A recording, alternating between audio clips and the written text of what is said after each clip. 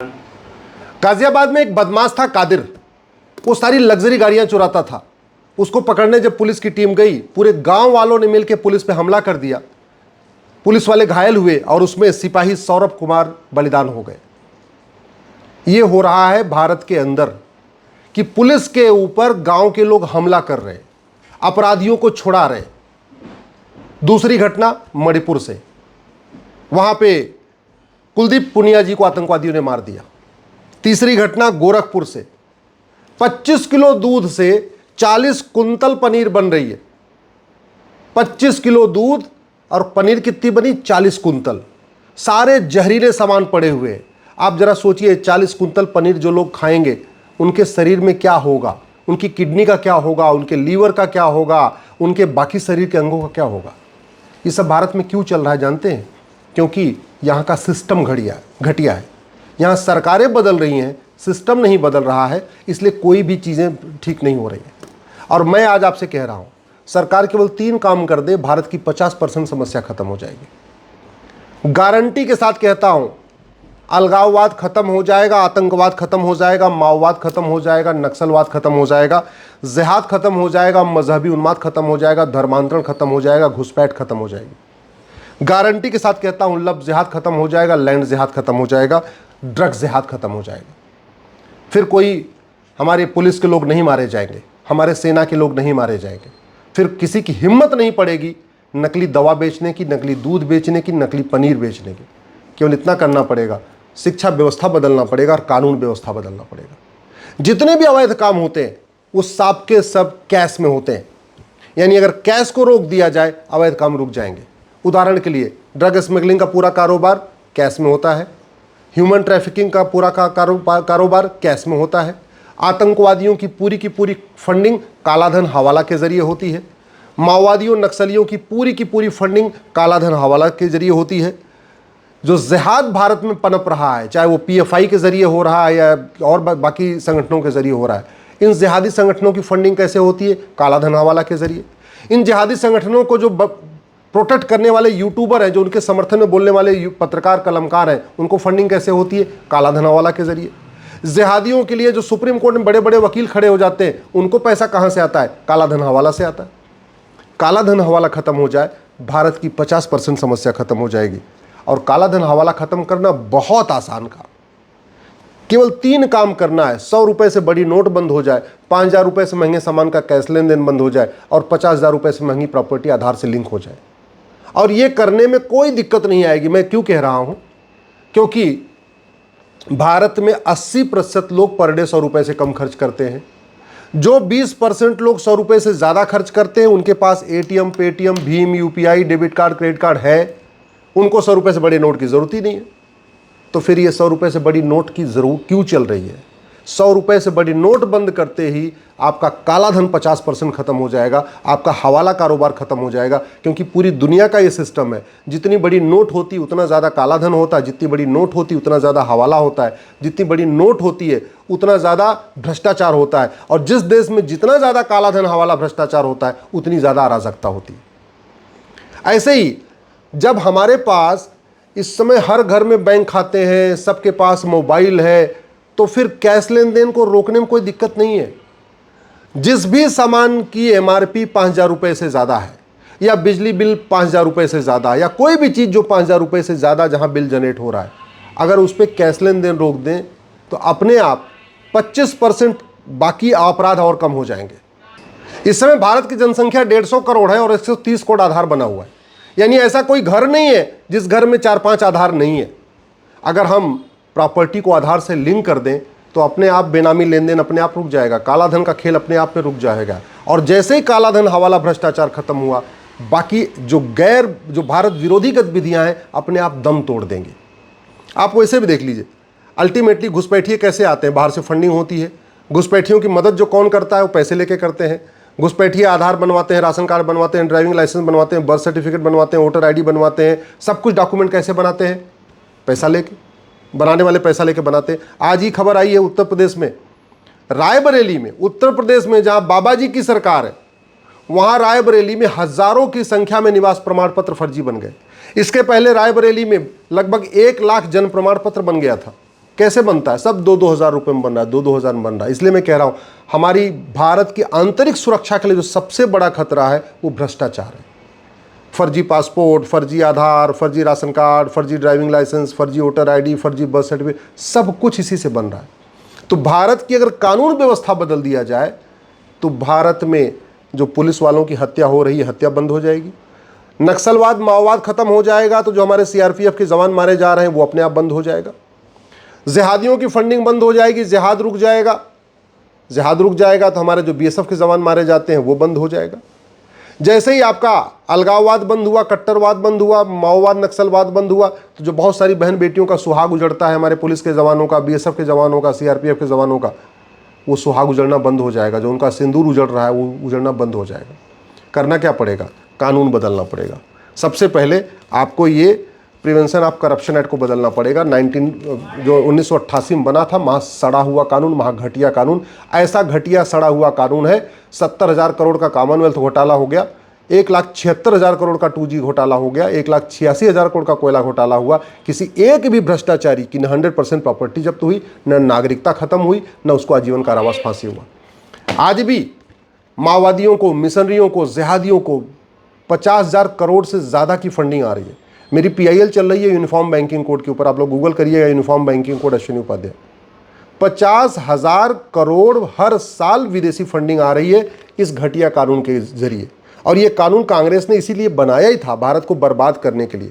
विदेशी जो फंडिंग आती है वो भारत विरोधी काम करने के लिए आती है, भारत का उत्थान करने के लिए, भारत को विश्व गुरु बनाने के लिए या भारत को परम वैभव पे ले जाने के लिए विदेशी फंडिंग नहीं आती है। विदेशी फंडिंग आती है भारत में जातिवाद का जहर घोलने के लिए, भाषावाद का जहर घोलने के लिए, क्षेत्रवाद का जहर घोलने के लिए।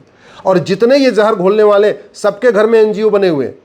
किसी के बाप के नाम पे NGO है, किसी की माँ के नाम पे NGO है, किसी की बीबी के नाम पे NGO है। ये सारे NGO बनवा के विदेशी फंडिंग लेते हैं और आगड़े पिछड़े की लड़ाई कराते हैं। कभी ब्राह्मण बनाम क्षत्रिय कराएंगे, कभी क्षत्रिय बनाम यादव कराएंगे, आपस में बांटते रहते हैं। तो जब तक ये फंडिंग नहीं बंद होगी तब तक जातिवाद, भाषावाद, क्षेत्रवाद खत्म नहीं होगा।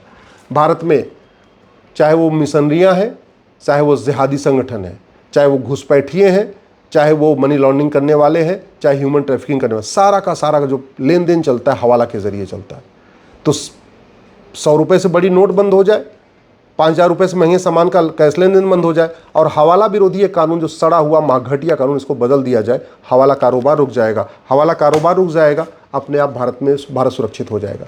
ये है ब्लैक मनी एक्ट, घटिया, सड़ा हुआ कानून। ऐसे लगता है AC के कमरे में बैठ के बनाया गया था। कानून बनाते समय देखा भी नहीं था कि सिंगापुर में क्या कानून है ब्लैक मनी के ऊपर, अमेरिका में ब्लैक मनी के ऊपर क्या कानून है, या जापान में ब्लैक मनी के ऊपर क्या कानून है। बैठे बैठे बना दिया। ऐसे लगता कमरे में बैठे 4 आदमी बैठे और बैठ के बना दिया, देखा भी नहीं बाहर क्या चल रहा है। जब तक ये सड़ा हुआ कानून नहीं बदलेगा, ब्लैक मनी बंद नहीं होगी, काला कारोबार नहीं बंद होगा, और काला कारोबार नहीं बंद होगा तो भारत सुरक्षित नहीं रहेगा, और भारत में जो अच्छे लोग हैं वो भारत से पलायन करते रहेंगे। यह है बेनामी प्रॉपर्टी एक्ट। आज तक बेनामी लेन देन रुका नहीं है। अगर बीमारी ठीक नहीं हो रही तो दवाई बदलना चाहिए।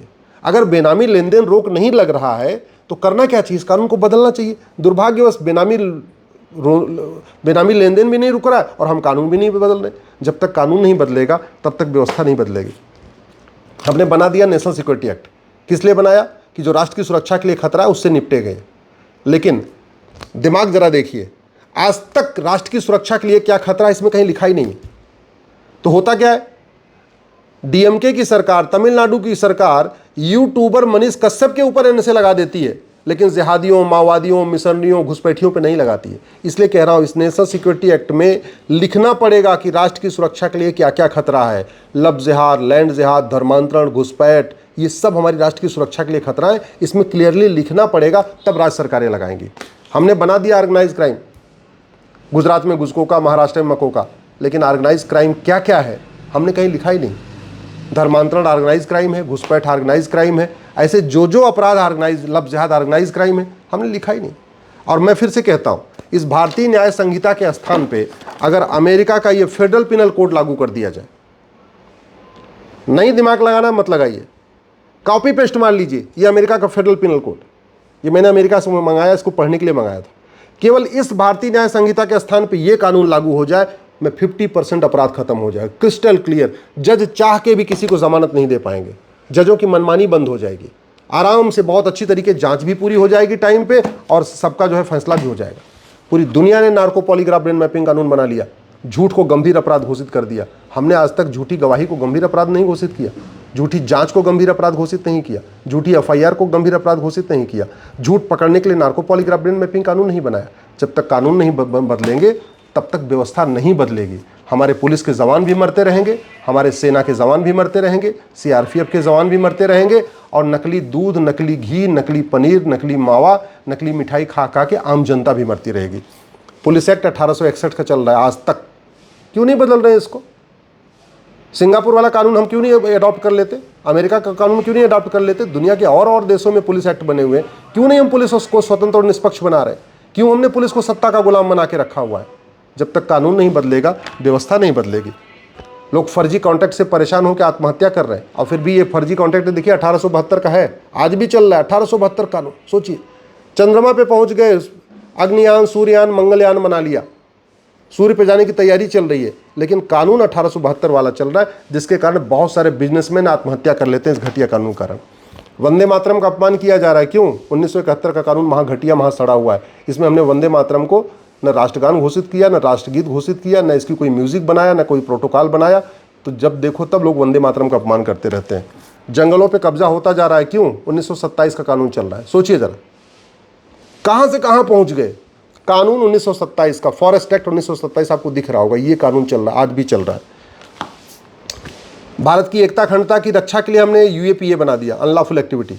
लेकिन अनलॉफुल एक्टिविटी क्या है इसमें हमने लिखा ही नहीं। लव जिहाद अनलॉफुल एक्टिविटी है, ड्रग जिहाद अनलॉफुल एक्टिविटी है, लैंड जिहाद अनलॉफुल एक्टिविटी है, घुसपैठ अनलॉफुल एक्टिविटी है, धर्मांतरण अनलॉफुल एक्टिविटी, कहीं लिखा ही नहीं है। नतीजा क्या है? यूएपीए लग ही नहीं रहा है।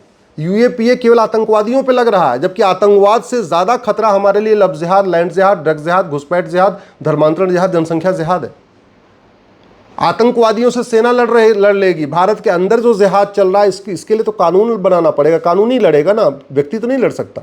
हमने कानून बदला ही नहीं। रिप्रेजेंटेशन ऑफ पीपल एक्ट ऐसा बना दिया है, गुंडे, बदमाश, मवाली, अनाड़ी, माफिया, शराब बेचने वाले, अय्यासी करने वाले, ये सांसद बन रहे हैं, विधानसभा विधायक बन रहे हैं, पार्षद बन रहे हैं, प्रधान बन रहे हैं। क्यों? कानून 1950-51 वाला चल रहा है। अंग्रेज बना के गए थे, हमने उसको बदला नहीं। मुझे समझ में नहीं आता, कानून बदलने में कोई लागत नहीं आती, फिर कानून हम क्यों नहीं बदल रहे? 6 करोड़ घुसपैठिए आ गए, क्यों? 1946 वाला कानून, महा सड़ा हुआ कानून, महा घटिया कानून, पूरी दुनिया में से घटिया कानून कोई नहीं है। 6 करोड़ घुसपैठिए आ चुके हैं, पूरी भारत को बर्बाद करने पर तुले हुए, इसके बाद भी कोई चिंता नहीं है। राइट टू एजुकेशन एक्ट बना दिया, फिर भी हमने मदरसे नहीं बंद किए, हमने मिशनरी स्कूल नहीं बंद किए, हमने मैकाले सिस्टम नहीं बंद किया, हमने मॉन्टेसरी सिस्टम नहीं बंद किया।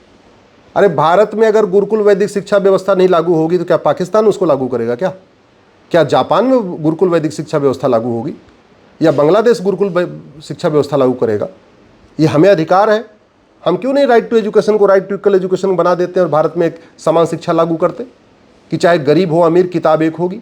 क्यों हम एजुकेशन माफियाओं के हवाले हमने पूरा शिक्षा मंत्रालय कर दिया है? क्यों? जब तक कांस्टेबल और कप्तान के बच्चे की किताब एक नहीं होगी, जब तक क्लर्क और कलेक्टर के बच्चे की किताब नहीं होगी, जब तक मजदूर और मालिक के बच्चे की किताब नहीं होगी, तब तक सामाजिक समरसता नहीं आएगी, तब तक दलितों का उत्थान नहीं होगा। दलितों का उत्थान करना है, सबसे पहले समान शिक्षा लागू करना पड़ेगा। अल्पसंख्यक मंत्रालय बना दिया, अल्पसंख्यक आयोग बना दिया। अल्पसंख्यक कौन है पता ही नहीं है। क्यों नहीं अल्पसंख्यक हम डिफाइन कर देते? अरे अल्पसंख्यक सैकड़ों में होगा, हज़ारों में होगा, कुछ लाख जो हो उसको अल्पसंख्यक कहेंगे, जिसकी जनसंख्या करोड़ों में है उसको अल्पसंख्यक कहेंगे क्या? क्यों नहीं इसमें अल्पसंख्यक हम डिफाइन कर रहे हैं? इस नकली दवाओं के कारण हज़ारों लोग मर रहे हैं। क्यों मर रहे हैं? 1940 का कानून महा घटिया है, महा सड़ा हुआ है। आज तक इसको बदलने पर चर्चा नहीं हो रही है। जासूसी चल रही है, ज़बरदस्त जासूसी हो रही है, हज़ारों की संख्या में जासूस पकड़े जाते हैं। क्यों पकड़े जाते हैं और कुछ क्यों बंद क्यों नहीं हो रही है? 1923 का ऑफिसर सेक्रेट एक्ट है, इसमें जासूसों को अधिकतम 3 साल की सज़ा होगी या जुर्माना, मैक्सिमम 3 साल या जुर्माना। यानी कोई बड़ा वकील आ गया, कोई भूतपूर्व कानून मंत्री टाइप का वकील आ गया तो वो कुछ जुर्माना देकर छुड़ा लेगा। क्यों नहीं इस कानून को बदल रहे? कितने जासूस भारत में एक्टिव हैं, पैसे के लिए जासूसी कर रहे हैं। और सबसे बड़ी बात ये, हमारी युवा पीढ़ी बर्बाद हो रही है, नशेड़ी बन रही है, गांव के गांव नशेड़ी होते जा रहे हैं। अब तो ड्रग के ज़रिए कन्वर्जन कराया जा रहा है। क्यों नहीं हम नशा तस्करों को फांसी देने के लिए कानून बना रहे हैं? क्यों नहीं हम नशा तस्करों के 100% प्रॉपर्टी जब्त करने के लिए कानून बना रहे हैं? क्यों नहीं हम नशा तस्करों की नागरिकता खत्म करने के लिए कानून बना रहे हैं? ये नागरिकता वाला कानून बना तो दिया हमने, 1955 में नेहरू जी ने बनाया था। ऐसा सड़ा हुआ कानून बनाएगा, आज तक किसी की नागरिकता खत्म ही नहीं हुई, न किसी जासूस की, न गद्दार की, न माओवादी की, न नक्सली की, न जिहादी की, किसी की नागरिकता खत्म नहीं हुई। ऐसे सड़े हुए कानूनों को जब तक नहीं बदला जाएगा, न भारत सुरक्षित होगा, न भारत सबल होगा, न भारत विश्वगुरु बन पाएगा, न भारत आत्मनिर्भर हो पाएगा, न भारत विकसित हो पाएगा, न भारत परम वैभव को प्राप्त हो पाएगा। सिस्टम बदलना पड़ेगा। सरकार बदलने से व्यवस्था नहीं बदलती है, व्यवस्था बदलने से समाज बदलेगा, और समाज बदलेगा तब हमारे जो पूर्वज थे, गुरु गोलवलकर जी, डॉक्टर हेगडेवार जी, बाबा साहब अम्बेडकर, तब उनका सपना साकार हो पाएगा।